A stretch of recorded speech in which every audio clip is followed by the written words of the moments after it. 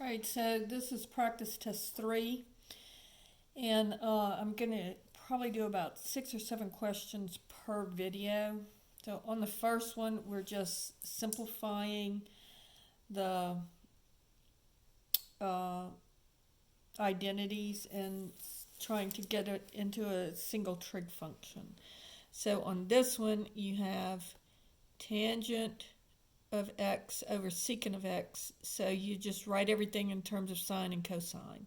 So the tangent of x is the sine of t over the cosine of t, and then the secant of t is 1 over the cosine of t, and then we're just going to keep change flip. So we keep the first one, sine of t over cosine of t, change the division to multiplication, and flip the denominator. So that becomes cosine of t over sine of over 1, and then the cosine and the cosine of t cancel, and I just get sine of t. Okay, so that's problem 1. Now the second one says simplify this to an expression involving a single trig function. So notice that, and this is where you have to use the Pythagorean identities. So the first one, we just used our regular definitions of tangent and secant. But on this one, we have to use the Pythagorean identity. So you have to recognize whenever you see something squared, either added or subtracted to a 1, that's going to be one of the Pythagorean identities, more than likely. So this is just going to be cosine squared of t over, and 1 minus cosine squared of t is sine squared of t. And then cosine over sine is cotangent. So this would be cotangent squared of t. Right? And then question 3 says secant of t minus cosine of t over divided by the tangent of t. So once again, usually when you have something like this, there are no Pythagorean identities, nothing squared. Usually the best idea is to just change everything to sines and cosines. And so this is going to be 1 over the cosine of t minus the cosine of t divided by sine of t over cosine of t. Now notice in the numerator we have a fraction. So I am going to multiply the numerator and denominator by cosine of t so that I can make the denominators the same. So I'm going to multiply here cosine of t times cosine of t. And so that's going to give me 1 over cosine of t minus cosine squared of t over cosine of t divided by sine of t over cosine of t. Now once the denominators are the same, then I can just subtract the numerators. So here I'll get 1 minus cosine squared of t over cosine of t divided by sine of t over cosine of t. And 1 minus cosine squared of t is just sine squared of t. So there's your Pythagorean identity again. So remember, anytime you see a 1 either added or subtracted with one of the trig functions, think Pythagorean identity. So I get sine squared of t over cosine of t divided by sine of t over cosine of t. And now I just keep change flip. So sine squared of t over cosine of t, so keep the numerator, change the division to multiplication, and flip the denominator. Cosine of t over sine of t. So notice now the cosine of t's will cancel, and the sine of t will cancel with one of the sine of t's in the numerator, and so my final answer is just sine of t. And that would be my final answer. All right. Problem number 4.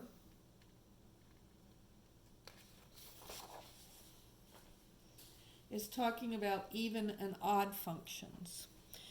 So remember, the cosine and the secant are even functions.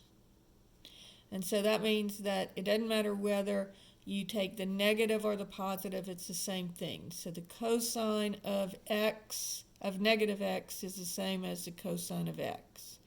And the same with the secant. Secant of negative x is just going to be the secant of x. For everything else, when you see, like for the sine of negative x, any other trig function other than the cosine and the secant, you're going to pull the negative out, and it becomes negative sine of x. All right? So let's look at this one. It says the tangent of x is equal to negative 4. So what would be the tangent of negative x?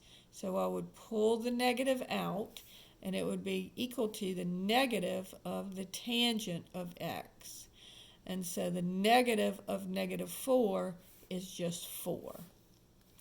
Same thing here. Sine of negative x, I pull the negative out, and I get negative sine of x would be the negative of 0.2. So this would be negative 0.2. Now this one, you just drop the negative. And so this would just be the same as the cosine of x. So it's going to be the same thing. It will not be the opposite sign. And then remember, the period for the tangent function is pi. So the tangent of pi plus x is just going to be the tangent of x, which is 3. So on these two, remember, you change the sign. On this one, the sign stays the same for your answer. And on this one, you get the same thing because the period for tangent of x is pi. So if you add pi to any value, you're going to get the same answer. Okay? Question number 6, and I apologize, some of them have the answers on them already. But anyway, if I substitute, remember, secant squared of x is equal to, I have tangent squared of x, and the secant squared of x is equal to 1 minus tangent, 1 plus tangent squared of x. All right, and so, and you should have your formula, but again, this is one of the Pythagorean identities, and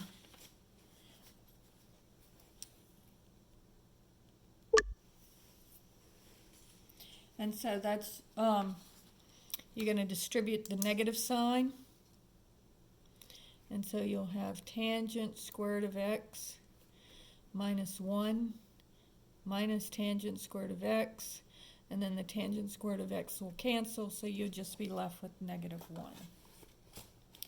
Now question number 6 is kind of a trick question because it says determine the value of sine squared of x plus cosine of squared of x for x equal 55 degrees. Well, it doesn't matter what x is equal to. Sine squared of x plus cosine squared of x is always equal to 1. And so the answer here is going to be 1. Okay? All right, so problem number 7 is if I look at the sine of 255 degrees, if I draw 255 degrees, here's 180 and here's 270. And so 255 would be in my third quadrant. Now if I do 255 minus 180 to find out what my reference angle is going to be, I get that that's 75 degrees. But notice that this will be negative, right? And so that's how I want to start on a problem like this. The easiest way to do it is to just get the reference angle like we normally do. And so this is 75 degrees. And so the sine of 255 degrees will be equal to the negative of the sine of 75 degrees. Now let's look at the angles that we know. We know the triangles for 30, 60, 90. And we know the angle for 45, 90.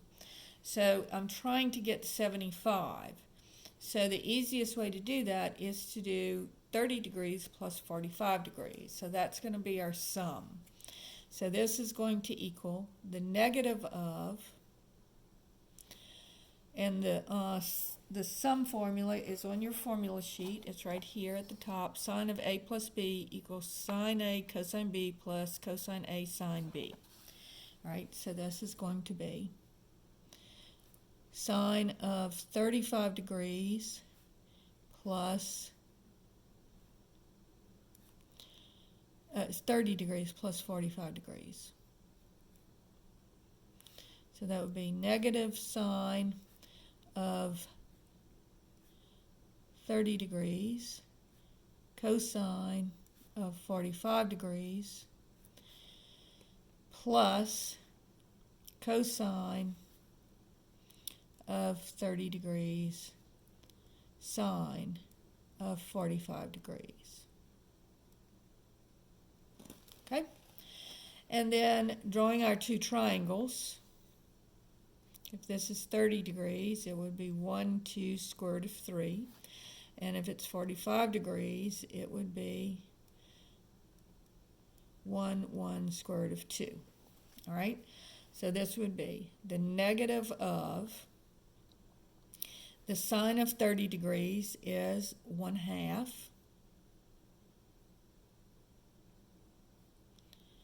Times the cosine of 45 degrees is 1 over the square root of 2. Plus the cosine of 30 degrees is square root of 3 over 2 times the sine of 45 degrees, which is 1 over the square root of 2. And you can really just leave it like that, but you can just go ahead and write this, that both of the denominators are the same, so it would just be 1 plus the square root of 3 over 2 square root of 2. And you can leave the answer like that. Okay? All right, so the last one on this page, and we'll stop here after this question, is the cosine of x minus pi over 6. And so on this one, all we're going to do is use our cosine formula, and this is the minus of it. So the cosine of A minus B is cosine alpha minus cosine beta plus sine alpha sine beta. And so this is going to be equal to the cosine of x times the cosine of pi over 6 plus the sine of x times the sine of pi over 6. All right? And so, again, looking at our little triangles, the pi over 6 is 30 degrees, so we'll use this triangle here. So this would be the cosine of x times the cosine of pi over 6 would be square root of 3 over 2. Plus the sine of x, and the sine of pi over 6 is 1/2. And so if you write that all with one denominator, it would be square root of 3 cosine of x, or we could write it square root of 3 over 2 cosine of x plus 1/2 sine of x. Or you can put them all in one denominator and write it like this. So either way is fine. Okay, so we'll stop here, and I'll do some more on another video.